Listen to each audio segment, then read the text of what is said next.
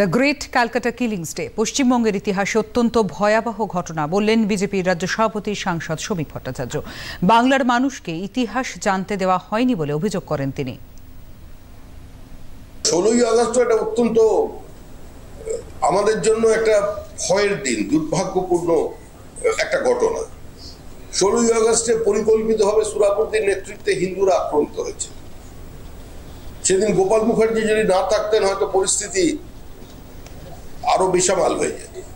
এই যে এখন ঘৃণার রাজনীতি শুরু করেছে, বাংলা ভাষার রাজনীতি, যদি জয়সওয়াল সমাজ যদি সেদিন না থাকতেন, তারা যদি নিজেদের সর্বস্ব দোকান থেকে গোডাউন উজাড় করে দিয়ে লোহা তাদের হাতে না পৌঁছতেন, তাহলে তলোয়ার তৈরি হতো না, আত্মরক্ষা হতো না।